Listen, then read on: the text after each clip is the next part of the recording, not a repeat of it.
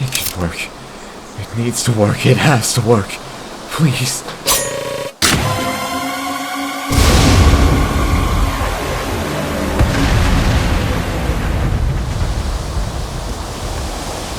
Des. Yes. Please. Come on. Say something, please.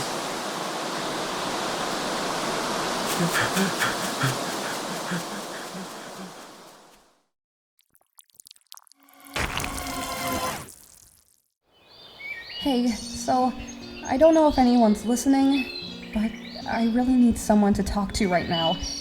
I don't remember much from before. All I know is I woke up in the forest with a knife and a gaping hole in my chest. I've been wandering these woods for a few days now. I haven't eaten or slept in days. I'm beginning to question if I'm even still alive. It hurts. This cut, this darkness, it's seeping through me. I can barely stand up straight. I miss Noelle. I'm not sure if I still have a heart, but damn sure aches when I think about her. Maybe I should. Maybe I should. Maybe I should. Maybe I should.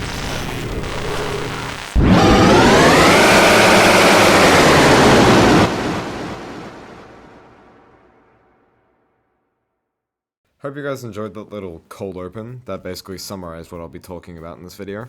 So without further ado, what's crack-a-lackin'? My name is Blooper, and today we'll be discussing why December holiday could potentially be the Roaring Night in... Funny thing is, before researching for this video, I was a firm Carol Knight believer, but today we're going to be going over what I think could potentially be the origins of how Des became the Roaring Knight. First things first, let's analyze the Knight's design for a moment, a purely black and white color scheme, with the only other instance of this shadowy palette in the game being the Titan as well as its spawn. This is a pretty obvious link, considering the roaring and all that. I'm curious now, if Chris used Unleash on the Knight, would they just, like, disintegrate or something? In terms of characteristics, we know that the Knight is a lightner, due to their ability to make dark fountains, but compared to the magic used by Susie and Ralsei, the Knight is astonishingly powerful. Regarding their weapon, it appears to be a baseball bat at first, but is somehow then curved into a blade upon the battle's start at the end of chapter 3. If we're gonna tie the music into this, it's been established that Lost Girl is obviously Des's motif, and it has some traces of the Freedom motif in it as well. Raise Up Your Bat and Black Knife share some similarities in the fact that they both share fragments of this motif. Side note, little headcanon of mine, Raise Up Your Bat was written by Des. I mean, come on, look at her room, she was probably into punk rock and stuff like that. Anyways, why would the Lost Girl motif and the Freedom motif be so intertwined like this? Songs containing the Freedom motif are usually the themes of the secret bosses like Jevil, Spamp and Neo, the Knight themselves,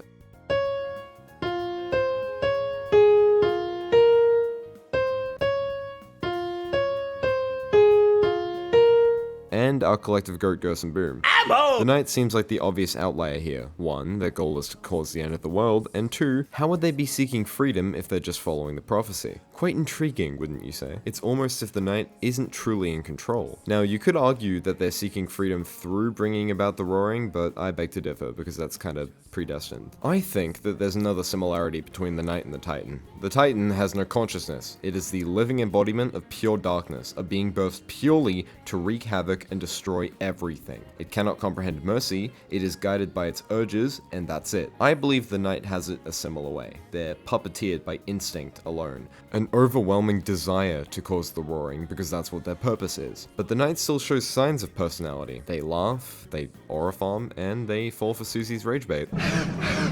You may be wondering, where am I going with this? Now just hear me out for a second, let me cook. Titans are formed when a dark fountain is formed inside of a dark world. The Titans themselves are living dark fountains. Dark fountains are created when a lightner channels their will/determination into a blade and stabs into the earth, which creates a fissure where black smoke rises, fills the room, and turns it into a dark world. We do know that the fountains can create darkness out of lightners who have died, given that the old man we meet in chapter 4 was patterned after Gerson's hammer, which his dust was sprinkled on. So my theory, as it was promptly spoiled in the cold open, open, is that Des, potentially on the verge of death, was stabbed by a lightner, in this case Azrael, which formed a fountain inside of the body, just like a Titan. This made Des like some kind of zombie, something beyond comprehension.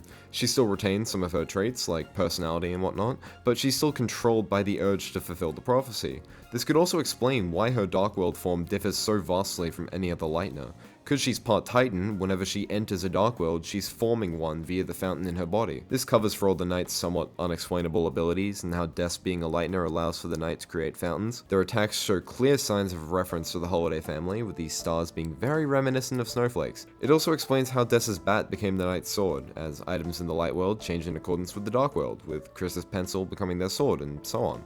Also, it's sharpened because you need something sharp to make a fountain.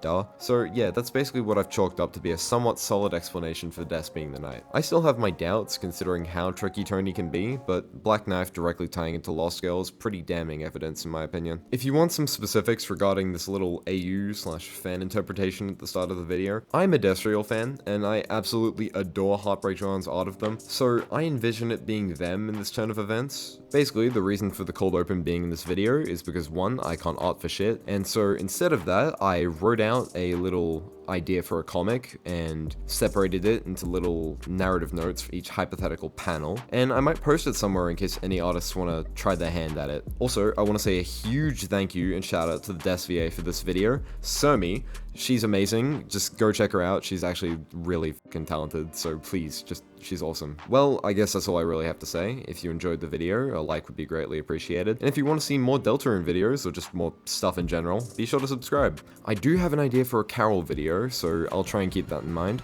With all that being said, I've been Blooper, and thank you for watching.